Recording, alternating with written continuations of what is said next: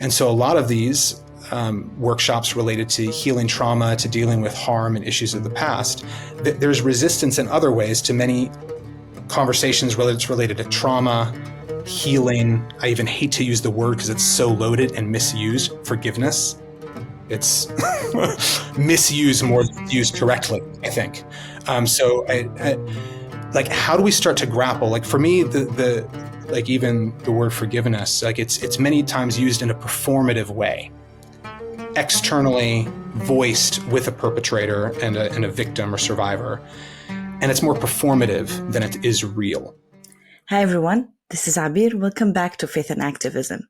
In this episode, I had the pleasure of speaking with Bryan Carey, a peacebuilding consultant and Director of International Peacebuilding at Peace Catalyst International, who has spent the past several years living in Bosnia and supporting post-conflict healing with Muslim, Catholic, and Orthodox communities. We talked about what it takes to shift Christian theology and practice from power over approaches rooted in domination and control to power with models that emphasize justice, empathy, and shared responsibility. Bryan reflected on how churches and us as individuals can become agents of healing rather than harm, and why this transformation is especially urgent in places like Palestine and Israel. Drawing on his experience training Christian individuals and groups in peacebuilding and his time in Bosnia, Bryan offered deep insights into the challenges and hopes of faith-based activism in today's world. If you believe in the importance of these conversations, please consider supporting us on Patreon to help us continue this work. As for now, let's get into this episode with Bryan. Hi, Bryan. I'm very happy to have you here with us on this Faith and Activism episode. Thank you so much, Abeer. It's really an honor and honestly pretty intimidating to be here. I really, really love and respect what you all are doing. Thank you. It's also great for us to be partnering with Peace Catalyst International. So if people don't know that, you'll find some more information in the show notes. So Bryan, I would like to start with talking about transforming theology for peace and justice. If you can just walk us through how you define the shift from a theology of power over to one rooted in peace, justice, and power sharing. And why is this shift so difficult for many Christian communities to embrace? Yeah, no, thank you. It's a fantastic and honestly a really difficult question. I feel like first it's important to kind of understand this basic framework of power over and power with or power sharing, because it's one that's oftentimes used in peace building, but even in a lot of kind of everyday Christian circles, I've had different people ask me, they're like, well, everyone who's voting or who's trying to assert some sort of political opinion, everyone's trying to ultimately assert power over political decisions or whatever it is. So everyone's doing power over. It's just which side are you on? And it kind of, everything becomes equal. It's all about power over. And so I think there's a really critical distinction here. And it's ultimately about who we're in conversation with, who we're welcoming to the table to work together with for the common good. And so oftentimes I think a power over posture, or in the case of, since we're going to be talking about theology here, a power over theology, it isn't explicitly that people are wanting to dominate or to coerce, but oftentimes the people that we're thinking about and trying to assert our values and our will, it's our group. And so it becomes our identity group trying to assert something for ourselves. Versus power sharing, power with would be an intentional effort to build broader coalitions, to invite more people to the table, to work together for all of our collective good. And so I think it's easy to think of power over as domination, as coercion, and power with or power sharing as collaborative. But oftentimes I find, and this is where it gets really difficult and tricky, is that usually people that are operating with more of a power over framework, they just see it as fighting for their values, for their group. And so it becomes a question of how do we start to recognize the power that exists and intentionally work together to invite others to have a seat at the table, to work together for the common good. And so yeah, the difficulty of, I think, shifting these perspectives. First of all, like I right away go to, the story of Jesus. And whenever Jesus is sharing, like I think in Matthew, Mark, and Luke, Jesus basically says along the lines, you know that the rulers of the Gentiles lord it over them, and their great ones exercise authority over them, but it shall not be so among you. And so this is a context where, like James and John were asking for power, and where the disciples were arguing about who's the greatest. And in the middle of that, Jesus is like, you're not to dominate. You're not to exercise authority to dominate others, to coerce. It shall not be that way among you. And so Jesus is really, through Jesus' entire life, but I think here explicitly at the Last Supper, Jesus is stating something very plainly, that it's like our relationship to power is to be different, that it's not to be a domination, control, coercion way of being, but a way of being where it's servant leadership that Christians like to talk about. But I think we oftentimes don't see how we start to fight for our own rather than a broader coalition. We start to ultimately try to enforce what we think on others, rather than working with others to see how we can ultimately create a flourishing community for everyone. For me, I guess I'd seen like this major shift in what many would call the Constantinian shift. So, Constantine takes power, Christianity becomes aligned with the empire. Mm-hmm. So we think there's basically been, 16 to 1700 years of a Christianity that primarily has been power aligned. And so whenever people more sit at the center of power, I think it's harder to see the influence of what that power is doing to people that are on the edges. So like during the Roman Empire, people in Rome wouldn't necessarily see what Roman power is doing in the provinces. So now after the Constantinian shift and, more than a millennia and a half of Christianity that's been more at the centers of power, it seems like there's these deep theological roots within Christianity that have become blind to power dynamics and how power is wielded. And so I remember even whenever I was there in Palestine at Christ at the Checkpoint, Renee August, brilliant theologian, practitioner from South Africa, she was speaking about the story of Joseph. And I think you already spoke with her on the podcast, but she comes to the end of Joseph's story in Genesis 47, and she reads through the text where basically Joseph, using the wheat from that was taken from the people of Egypt, sells it back to them. So takes all their money, then takes all their livestock in exchange for wheat, then takes all their land. And then the people sell themselves into slavery to Pharaoh. And so Joseph is part of the creation of this system of domination, of slavery. And yet in circles that I've been in, among Christians more in the West, and as well as around the world, I've lived in Bosnia for a number of years now, tends not to be this recognition of ways that power has been leveraged in order to dominate and control. So personally, I've been trying to explore for a number of years now, what are some of the theological roots that sort of have developed into this blindness? And I think some of them, like a workshop that I've really loved to start to help build capacity for Christians to self-critique, to see ways that we've fallen short. We do simple exercises related to this vision of shalom ereine in the Bible. And so it's this holistic and just peace, these flourishing relationships on the other side of justice.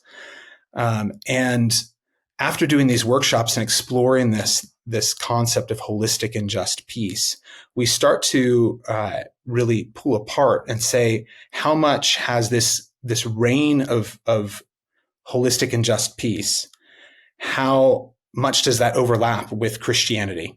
And so we kind of have this Venn diagram activity with two circles where people explore in how much overlap is there between Christianity as our faith community and God's reign of shalom. And it's interesting because I've done this with many groups of Christians from more progressive to quite conservative. And the conversation, as people start to kind of pull on these different threads of, what does Christianity mean? And the many expressions of Christianity that exist, we start to realize how small the overlap is, unfortunately. That our goal would be, as followers of Jesus, that we would be embodying this way of being that is for holistic and just peace, that is actually looking like the reign of God.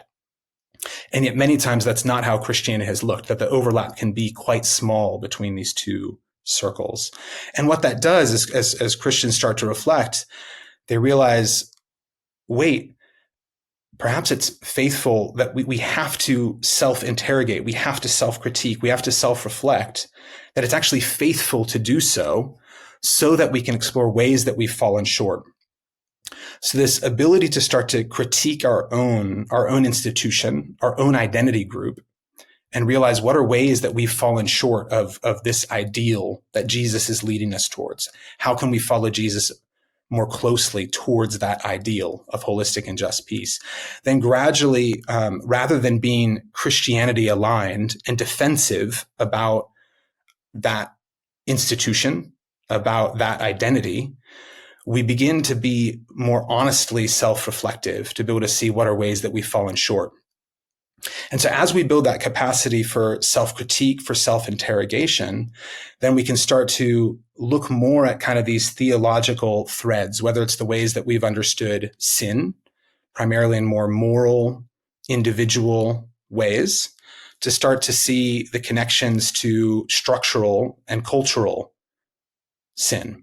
So ways that structures are set up that are tearing apart God's holistic and just peace, cultures of sin or attitudes, theologies that are justifying the exclusion of others. So we can start to explore ideas like sin. We can start to explore ideas like salvation. We can start to look at all of these different kind of theological threads. Christians start to reflect on kind of how our theology is pushing us towards trying to exert power, to control, to coerce, related to politics, related to different kind of political opinions. There's oftentimes a deep amount like questioning and insecurity because we realize, wait, our side may have done some wrong, etc. But I think recently I've been having numerous conversations with different Christians as relates to the situation in Palestine and in Gaza.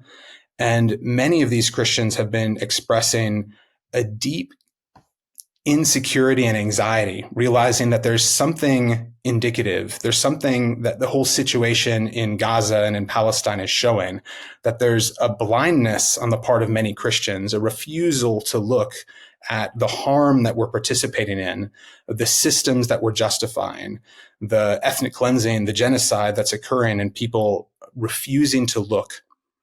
That is in some way connected to all of this related to kind of our own Christian identity and theologies that perhaps are justifying or preventing us from seeing the ongoing plight of Palestinians. And so there's a lot of insecurity about how deep does this go?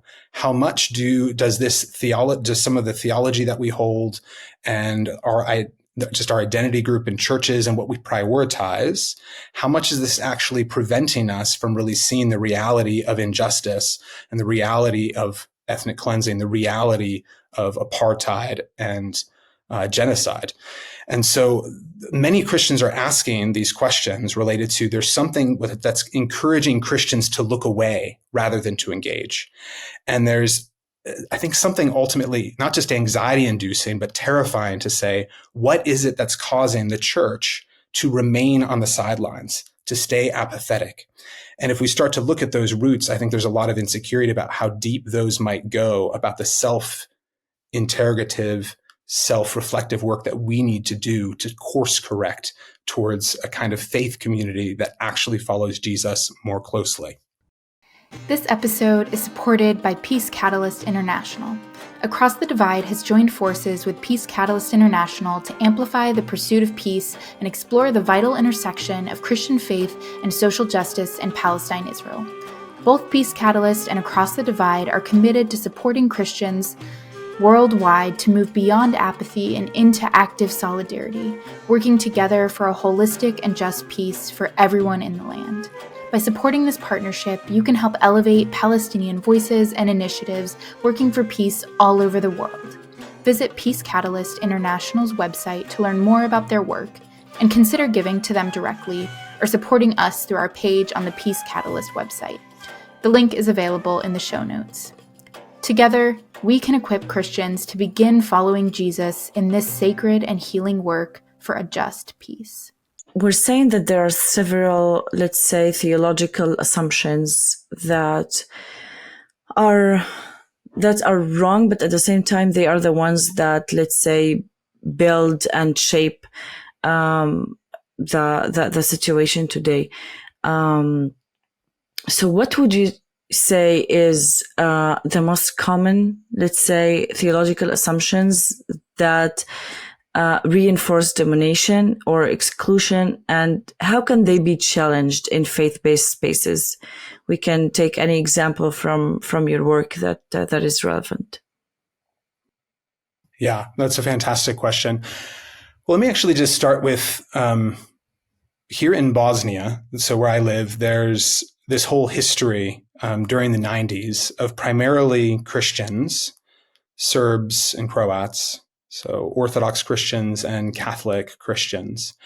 And primarily there was more violence and perpetration on the side of Christians against Muslims.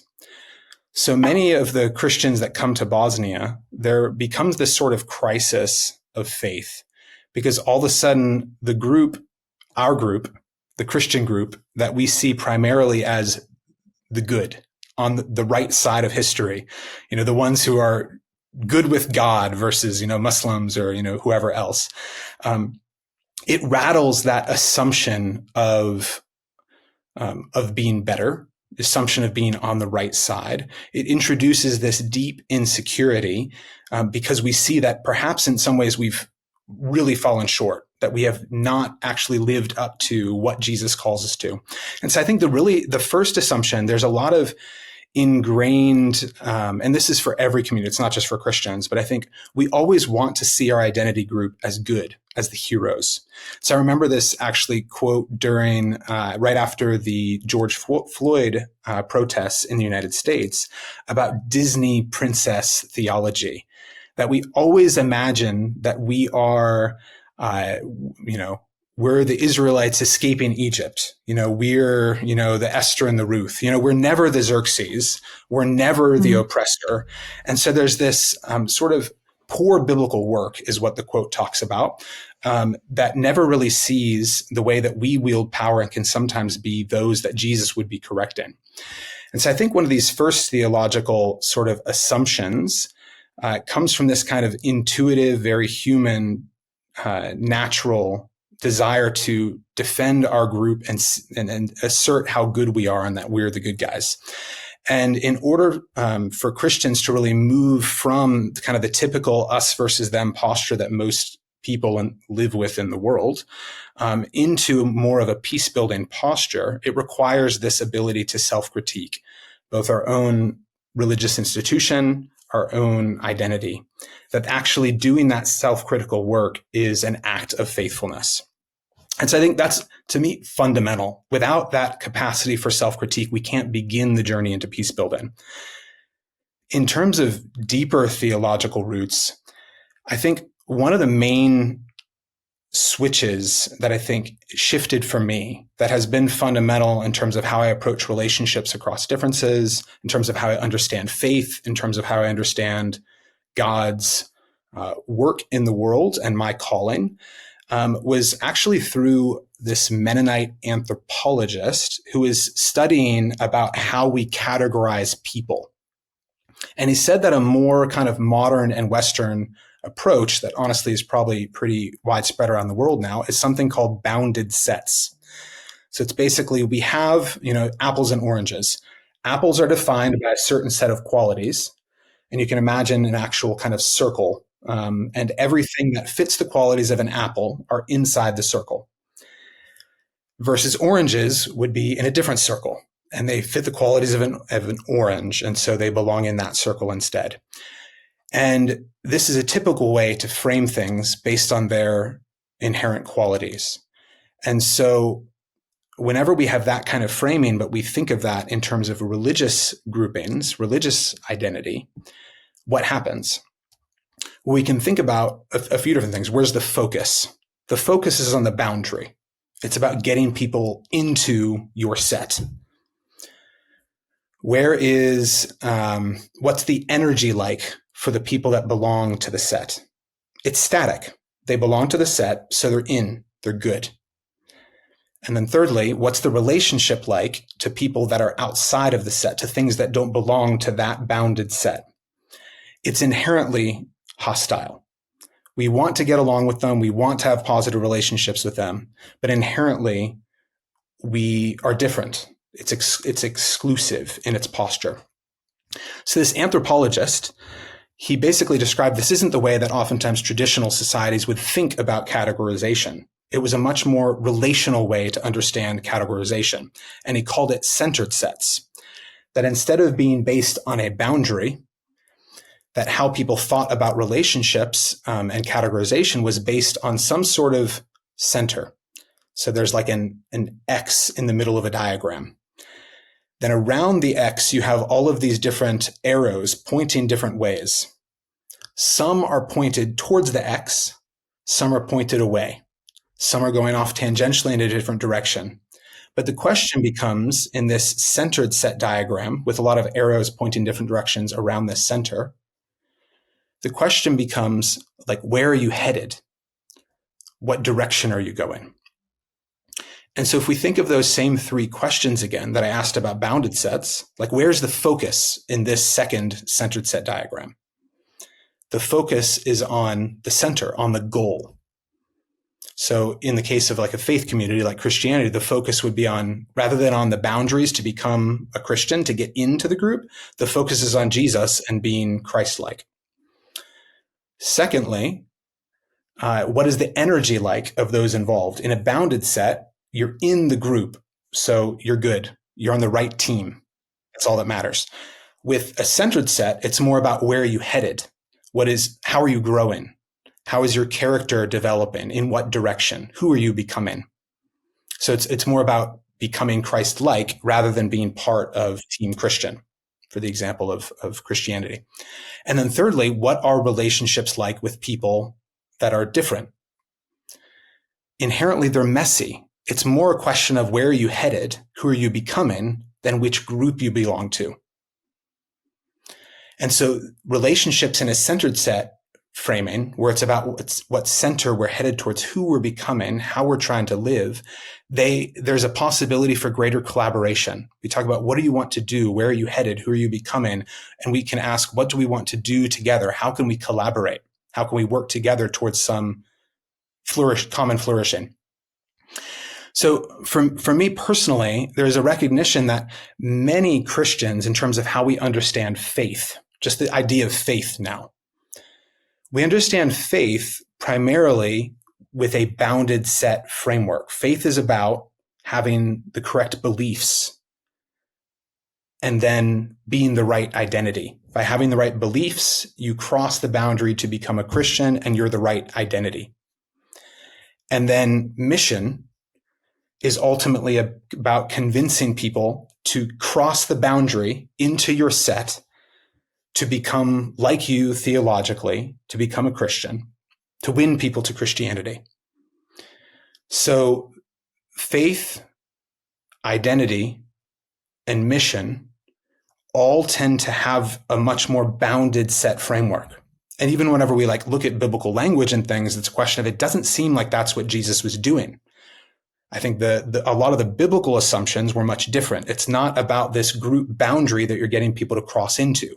It's about follow me.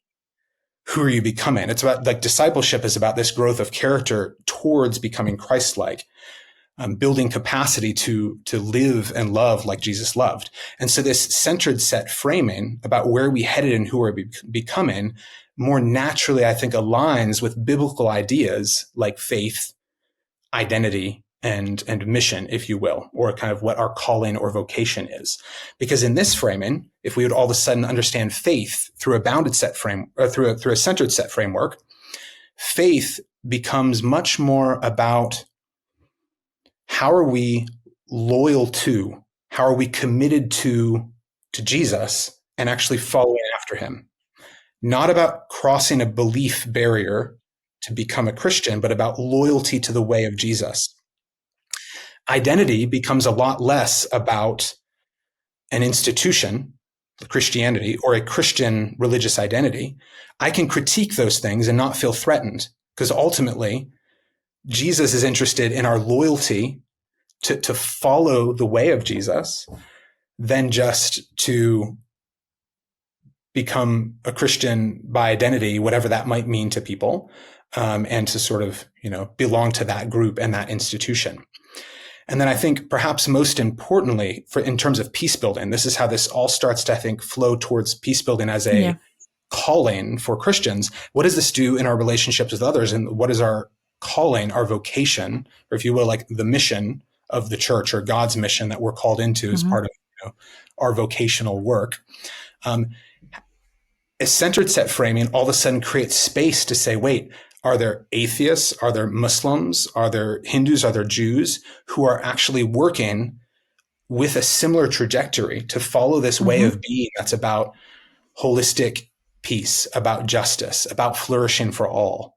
Because then the mission is not about just getting people to join a religious identity circle, but it's about moving towards this way of Jesus together across different differences. So people can be different bounded set identities. They could be different religions, different ethnic groups, but how are we working together on this trajectory? So that's like one set as an example. There's quite a few, and this is something we may want to discuss further as far as methodology. Describing these paradigm shifts, I find very, very difficult.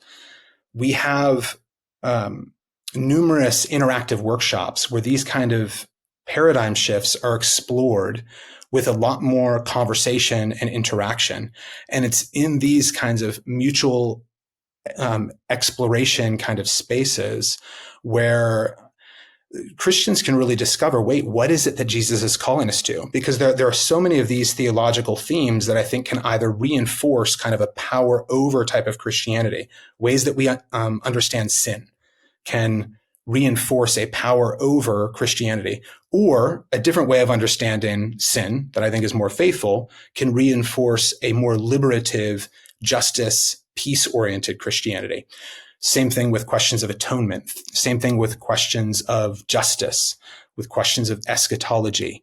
So there's sort of different ways that our theological worldview and our theological assumptions fit together, driving us towards either blindness to power or a desire to be aligned to power, to control where things are headed, or our theological assumptions drive us toward power sharing and working together for the common good and flourishing. Yeah, which would be great to be able to get to that, focusing more on being Christ-like. But like discussing all of this, and I myself, for example, have been like in peace building for over 10 years, faith-based and political, social in our context. And for a long time, I've seen that people of faith, I wouldn't only say Christians, but Christians included, are mainly contributing to the divisions and problems that are standing in the line and like as a barrier to peace building and to creating peace. And as you said, like Jesus is the greatest, peacemaker, peace builder. He's like the Prince of Peace. And then we come in this place, especially like in context of interfaith discussions, in activism that is with people of other faiths. And that's why I want to ask about like your experience, for example, in Bosnia, where, as you mentioned, there are different people from different religions and different faiths focusing on, let's say, peace building. I think like the Bosnian Serb war was like early 90s. We're still working on reconciliation. And I think for Israel Palestine, it will be way longer. So how exactly and where can Christians, both as individuals and congregations, local congregations, actually become agents of reconciliation? Like taking everything you mentioned in terms of theory and then into practice, where exactly are we, and what are, if we are just to explain few simple steps, what would you say from your experience? Yeah. In Bosnia, I would agree with what you just asked completely. And I would agree in other contexts in the United States and many others that oftentimes religious actors tend to reinforce divisions much more often than they're actually contributing to mutual flourishing, to collaborative work that's meaningful across religious differences. I think so. So one example where I think there's something that I've been privileged to be a part of here in Bosnia, oftentimes multi-faith work stays at the level of trying to assert what's good about our own community. And then the other community asserts what's good about their own community.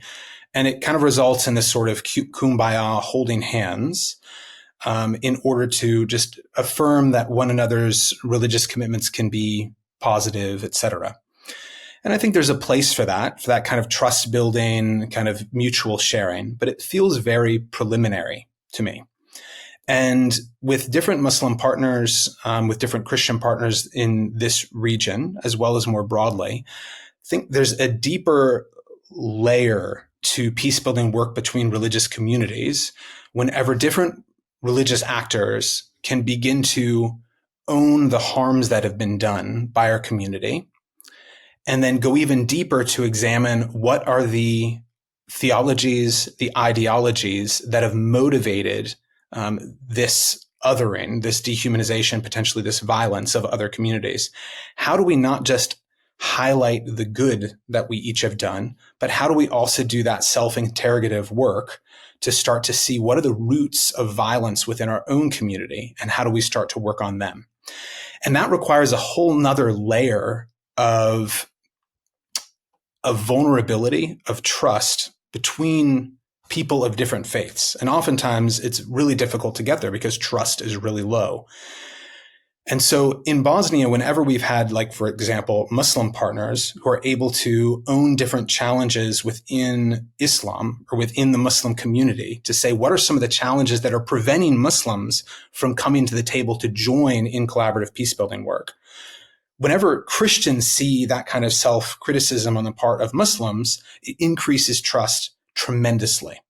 Because all of a sudden they're like, oh yeah, the things that we're concerned about, the questions we have, you're willing, as our Muslim friends and partners, to grapple with them, to talk about them openly, that it's not just trying to assert how everything is perfect and good on our side. And vice versa then for Christians, whenever we can start to grapple with the darkness, with ways that we've fallen short, with some of the ways that our theology or our ideologies can reinforce othering of Muslims, for example, but of course this could be with any group. Then all of a sudden the trust from the other side to see that we're willing to grapple with our own tendencies towards exclusion or towards supremacy or whatever it might be, this all of a sudden increases trust on the other side tremendously as well. And so I think from a practical point of view, many Muslim partners that I work with here, so as a Christian with some other Christian partners, working with Muslim partners, oftentimes we are doing different skill-based workshops. How do people learn, to connect and empathize with people from other groups who have a different experience, who've experienced injustice, who've experienced harm? How do we start to relate to them, connect with them meaningfully? How do we communicate more effectively? Nonviolent communication. How do we advocate together effectively related to some sort of common issue that we want to solve? We have many different workshops and trainings and then examples of how we're actually trying to do this work together. The harder and the deeper work is to get at these roots of ideological and theological supremacy that result in othering, that result in my community seeing the other through a lens of fear and our own side as inherently better than the other side, and vice versa for their side to do that same work. That those kinds of theological roots at the level of of ideological, theological worldview are much harder to get at. And those are the actual roots that are driving these, I think, this constant return towards kind of politics of supremacy and domination, towards power over other communities, because we haven't examined those roots in our own system, the fears, everything else, in order to root them out and in order to actually start to collaborate across those differences. If you think the work we're doing here at Across the Divide is important and the conversations we're having are necessary, then I invite you to consider becoming a patron of the podcast, a monthly supporter of Across the Divide on patreon.com/Across the Divide. You can support us for as little as $5 a month and get access to various kinds of premium content like extended episode conversations, merch options, and the ability to have conversations with us and other Patreon supporters. You could also join us in frequent private meetings where we discuss previous episodes and plan for future conversations together on the podcast. So join the small and beautiful community of Across the Divide by signing up on patreon.com/Across the Divide. So Bryan, in these workshops, and if we can just focus on the way that we teach, and how exactly we can reflect the values of power with rather than power over in peace building, why does that matter in Christian spaces? The way we teach, the way we mentor, what is the role of these different approaches that they can play in our community? Yeah.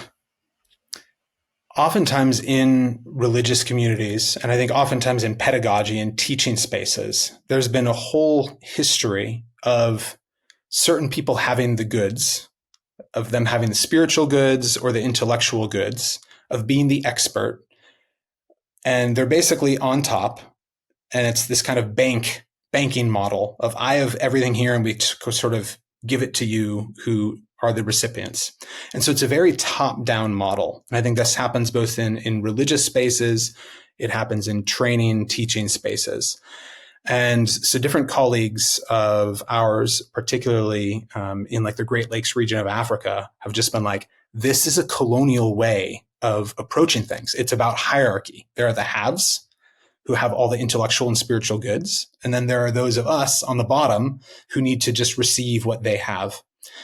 And while there's certainly need for and space for having kind of experts in the room who have so much to teach us and we can learn from their wisdom, I think a lot of the need in many spaces, and there's a lot of strategic reasons for this as well, is to move away from that model towards more traditional pedagogical teaching models that are more collaborative in nature. And so these models, they usually involve more storytelling, more interaction, more kind of give and take. And so it's interesting because this is oftentimes, I think, a more traditional way of passing on information, even kind of storytelling cultures traditionally. But more recently, of course, there's been Westerners who've done all this research related to kind of more effective pedagogies. And it seems as if they're simply putting more academic language onto what is a very traditional kind of approach to how to train, how to teach, how to pass on information. But one of the ones who's gotten a lot of recognition is an educational theorist, David Kolb, who talks about this learning method, this learning cycle that basically involves experience. Oftentimes, people will start with an experience in the room. Whenever something is experiential, all of a sudden it becomes much more tangible for our lives. So it goes from experience to reflection. And so it's a 4-part model. So experience, reflection. Reflection, we reflect individually or as a group, and we connect it much more deeply with our own life experiences. Oftentimes this reflection can evoke a lot of emotion. And whenever there's more emotional learning, it triggers our brains to actually see something as valuable and worth remembering. So we have experience, reflection, then generalization or abstract theory, but it's basically kind of the general way to understand and reapply kind of what we've learned, kind of the generality, the theory. Then we have reapplication, where you actually take what you've learned and reapply it in life, in your community, in your everyday relationships. So it's this educational theory, this learning cycle that includes much more the different learning styles that people have, but because it involves much more emotion, movement, interaction, it is a lot stickier and transformational for people who are part of this kind of learning space. And more, even neuroscientists, brain science is studying experiential learning with movement, with emotion. It has much longer lasting impacts in our brains. It opens up our memory centers and actually lodges more deeply the type of learning that we do. So I think this learning is more impactful. But I think importantly, whenever we just communicate with an audience and it's just more like me to you, there isn't this give and take that allows for a dynamic mutual learning. If it's just me providing information to another, it's much more likely that it won't connect with the experience of the listener. And ultimately, whenever we're dealing with difficult topics, it's much more likely to produce backfire effects, that people will resist the information because it's threatening in some kind of way. Whereas interactive learning, because you're building on a common experience together, you're reflecting together about ways that this connects in our lives, we're actually building collectively wisdom in the room with a diverse group, with a diverse audience. So interactive learning, instead of it being hierarchical, top-down learning, which more of like a colonial learning style or pedagogy, this kind of decolonized pedagogy where it's about mutual learning, mutual collaborative learning in order to build collective wisdom in the room is about power sharing. It's about learning in the same way that we're actually trying to end up exercising power in terms of power over power with. So I've found, especially dealing with very tricky topics, whenever it comes to like theological worldview, even I've in spaces in Bosnia been invited into the room as a foreigner that right away there's reason for suspicion there. There's been a lot of harm done by foreigners. But whenever we do this interactive learning methodology where people are collectively building wisdom about a theme in a space, it invites buy-in because people think as they're challenging something that was shared in the room that, we're going to derail the conversation, especially with academics and some other highly skilled people. It's like they introduce something, they're thinking, this is going to take the conversation away and kind of derail whatever's going on. When really it's playing right into exactly what we're trying to do. They're introducing more nuance, more wisdom. They're taking the learning and getting it much deeper into what is relevant for the context. And so whether it's here in Bosnia with, dealing with issues of conflict and trust and marginalization, loaded themes in Bosnia, whenever there's this kind of interactive learning where we're co-creating the content that we're learning together, people buy in. There aren't as many backfire effects. The emotional learning means it sticks much more deeply. And because this is usually based on some simple, yet with the opportunity to go deep, like simple interactions, this kind of learning can be more easily replicable by others to do the same activities. So both here in Bosnia, as well as other places around Europe where I've led different workshops, just this week, I've been contacted multiple times by people that were part of workshops to say, hey, where are the facilitator notes for that workshop?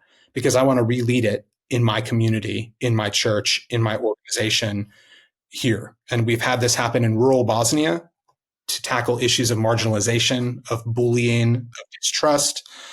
These have been reapplied in many different contexts. And so I think for us as peace builders, there's a few reasons why I think this is absolutely essential. And I mean, first of all, it resists backfire effects, like I've mentioned. We're dealing with loaded themes. So if people feel spoken down to about any particular issue, there will be a backfire effect. But if they actually help nuance and co-create the learning in the space, they buy in because they're owning with the group kind of what is being developed. But also because this is easily replicable, the need to start to tackle difficult themes, to more build widespread capacity in different communities to deal with issues of power, issues of injustice, issues of marginalization, distrust, trauma, all of these others. We need more people to be able to replicate this type of learning more rapidly. The needs are too great to wait for a few expert speakers to be the ones to sort of, download the information to audiences in different places. We need more of a training of trainers model or an ability to create a learning environment that those with some facilitation skill can then replicate to further these skills more widely. Yeah, so I'm trying to think of all of this in terms of, as you mentioned, like it can be replicated and applied in different contexts. But if we just try to think of Palestine, Israel, I'm not sure if you've done any mentoring teaching here exactly, like on any of these or any of these workshops, but we're talking about like people that are still living in the problem, the crisis. Yes. It's not something that's over and we're just trying to, to reconcile. And I'm not trying, of course, to undermine any people's like pain or suffering, but it's just a different situation.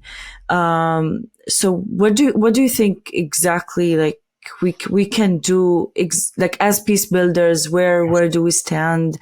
How can we get people to engage more in these issues, asking for justice, working towards justice, especially as Christians, but also like as people of people who want for like to work for the better good of this world?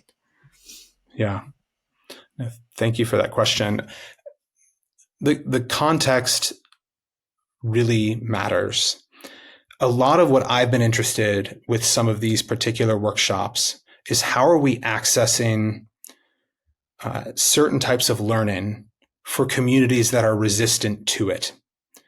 So a lot of my interest, so in the Balkans, Serbs in particular have felt, and I think rightly so, as if they've been labeled as a genocidal people by much of the world, and they're made to feel small. Shamed. I've heard different Serbs mention that it's like they have to be seen but not heard because of the guilt of their community in the past. So there's a resistance on the part of Serbs to join in with different efforts because they will feel inherently that they're going to be blamed. Similarly, I think about my own context of origin in the United States and how resistant oftentimes white people are to engage in conversations related to race. I had the privilege to interact with some different Ukrainians after the outbreak of the war in Ukraine, as well as a few Russians. Very similar dynamics in terms of the language of moral injury is sometimes used, where our group or individually, we've gone against something that violates our own values, our moral code. And so in some way, deeply, we feel we've done wrong. And it creates this desire to hide from that harm that we've done. People will use the language of fragility as well, which I think it's both accurate, but it also can really, I think, introduce an element of shame to people that feel anxiety about dealing with harm that their communities created. Yeah.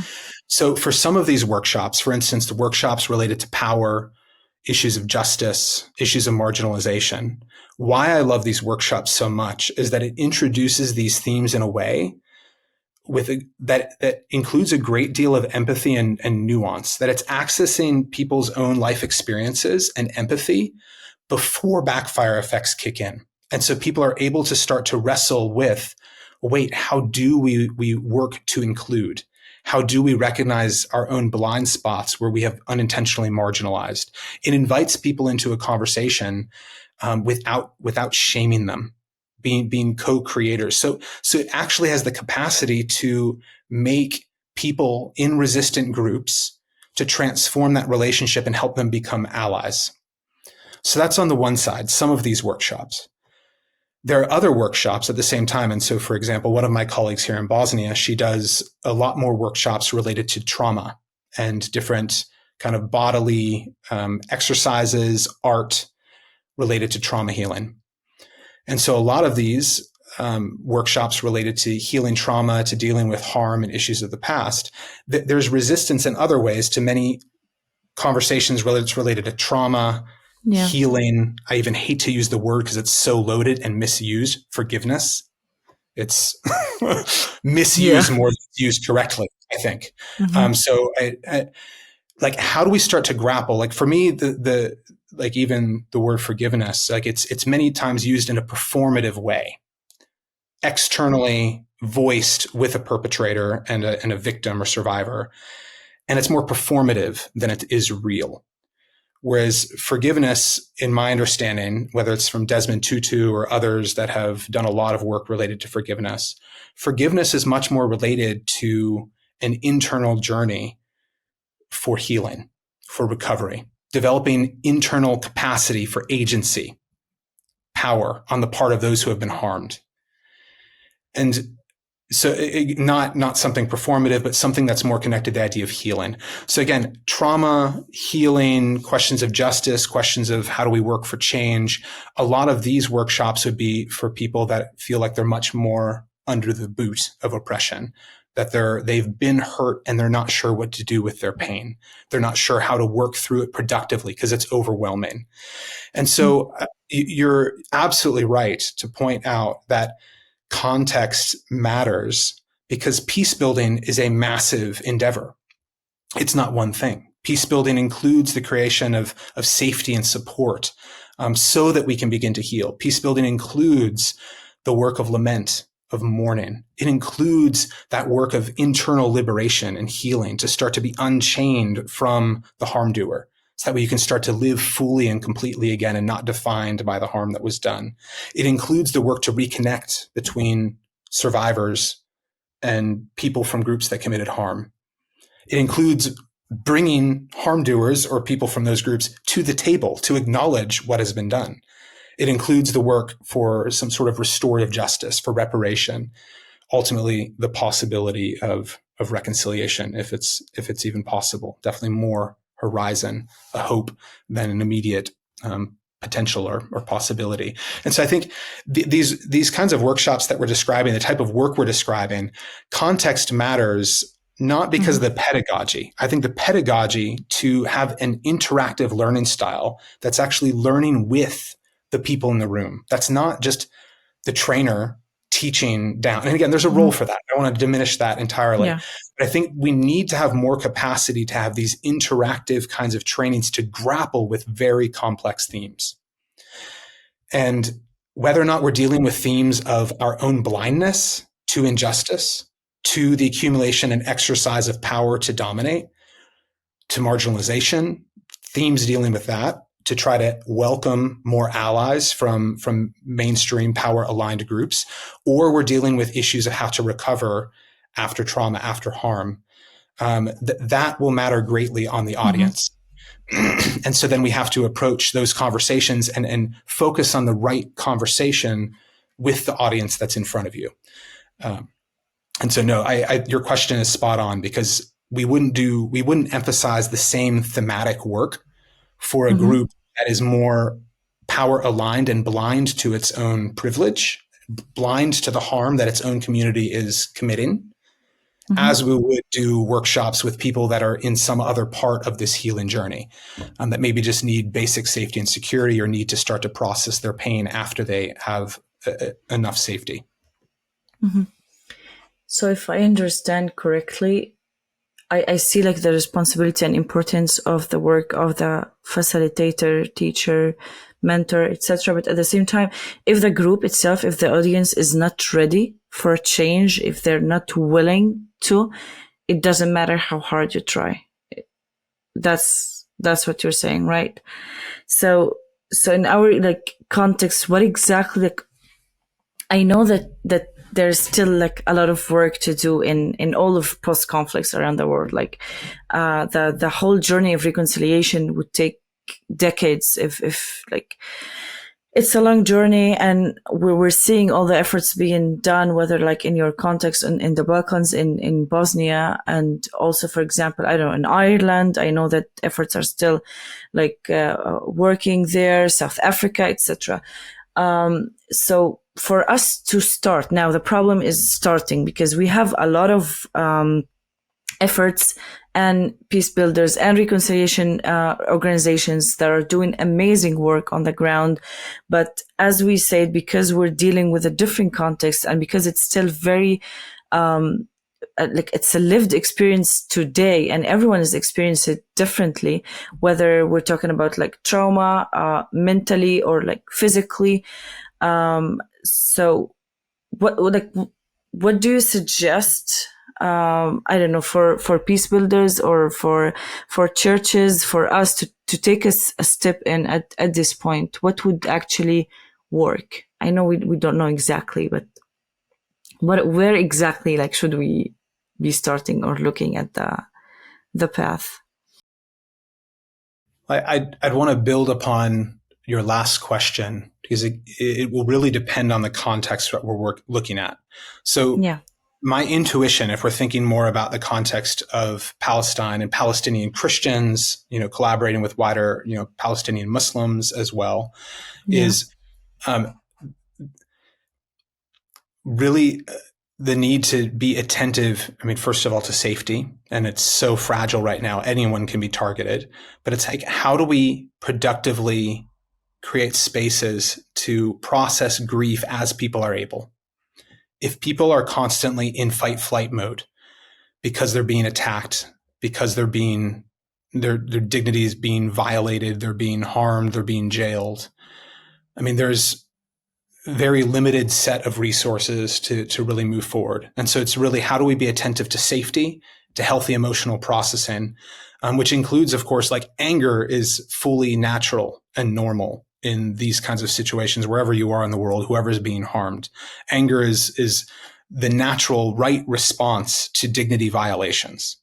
So if people are being crushed, we inherently know that should not be happening, and people get mad. And we can't just dismiss that. At the same time, if it's constant anger all the time, that can start to really destroy people, eat them up. I mean, even like physical health issues, whenever there's constant just anger and rage inside. And so how do we help people, as people are safe enough, to move into grief, to find, communal support, therapeutic support, spiritual support, emotional support, physical, everything that people need to be able to start kind of this healthy process of grieving. I mean, it's more survival. And so I think in general, many folks, rightly so, that's been where a lot of the attention has been. How do we help victims survive, become survivors, develop that sense of agency and power to not just to cope, but then to move towards agency, towards thriving, towards having a voice? Mm-hmm. It's a very different question to say, well, wait, how do we move forward if we're working with Israelis, like Jewish Israelis, or how are we like with Americans, with American Christians? And this is where I would start to circle back to some of my comments earlier related to theology and ideology. Mm-hmm. There's something that has created a level of blindness on the part of Christians in particular. As a Christian, I'll critique my own first, but I think we can see parallels with other religious communities, that whenever we are power aligned, we are blind to those that are being harmed by our community on our behalf. And there are structural reasons for that. Politicians, those leaders of our group, whether or not they're religious or political, they don't want us to see how much other communities are being harmed on our behalf. They want us to stay apathetic and on the sidelines, and we're benefiting from it. And so we can just ignore the harm of the status quo. And leaders in power, it's to their benefit to keep that mainstream majority, power aligned majority, blind. So that starts to beg the question for us as Christians. In what ways have our priorities, has our theology or our theological priorities facilitated this blindness? In some ways, it has become easy to be a good Christian and to be blind to injustice and to harm. And this isn't something new. And I think that's where, for me, as a follower of Jesus, this is like, I need to intentionally move into the pain of this rather than sometimes be triggered into anger. If I look at the span between Jesus and what Christianity has meant over the course of history since that Constantinian shift, whenever Christians became more power aligned, it is like the greatest possible expanse imaginable between Christ-like solidarity with the marginalized and the oppressed and a power aligned church that seeks to accumulate more power for itself to enforce whatever it wants on society. So there's a deep amount of theological work, and that's where I think there's a lot of intuitive concern among Christians and Christian leaders that we realize there's something that's gone bad. I had one Christian leader in Europe talk to me after interaction with more Palestinians and looking at the situation in Gaza. He's like, there's something rotten at the core of our theological priorities. And he's like, and he's looking around and he told me, he's like, I think people feel this and everyone is so anxious. They're so afraid to touch it. Because we realize we have some work to do related to what our priorities have become. And many Christians don't know where to begin, don't know what we need to critique, what needs to stay and what needs to go, what has been shifted, the gem twisted just a little bit to make it look very different than Jesus wanted. And so I think there's kind of, I've oftentimes used this like analogy of these two different theological trees. So there's this kind of tree with this Christian worldview and all these beliefs that have borne the fruit of Gaza, that have borne the fruit of apathy to genocide, apathy to injustice.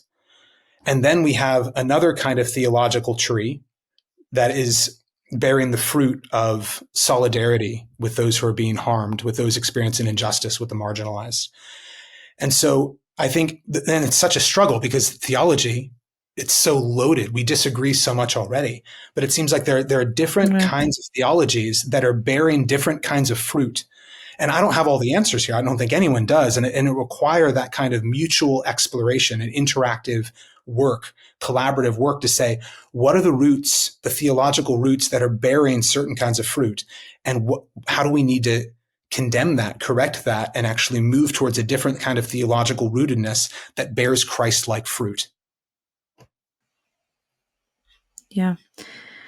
Wow, that's a lot to take in. And I think this would be the point to end this episode. But of course, for our Patreon supporters, we still have a short segment with Bryan to discuss more of the challenges and hopes for Christian peace building. But Bryan, before we go to the Patreon part, I really want to thank you so much. I think sharing these insights and experience, especially around the deep theological shifts, the practical training, the global lessons that can shape more just and peace-centered faith communities, I think this is very rich and grounding conversation. So thank you very much. And just a note that many of the links for topics discussed will be shared in the show notes. So please check those as well. So thank you, Bryan, and we'll move to the Patreon part. Thank you, Abeer. Thanks for tuning in to this episode of Across the Divide. We are so grateful for your support and interest. The hosts of this podcast are Daniel Bannoura, Jennifer Madrand, and myself, Abeer Shhali. Salim Anfous is our producer. Our theme music is composed by Charlie Rishmawi. To help sustain the work of this podcast, please consider becoming a financial supporter of Across the Divide. Any donation amount makes a difference, and with a donation of as little as $5 a month, you will gain access to exclusive supporter-only content. Go to patreon.com/acrossthedivide to learn more and donate. For any feedback or suggestions, connect with us on Instagram at Across the Divide Podcast. Until next time, stay curious, stay passionate, stay engaged, and join us again on Across the Divide.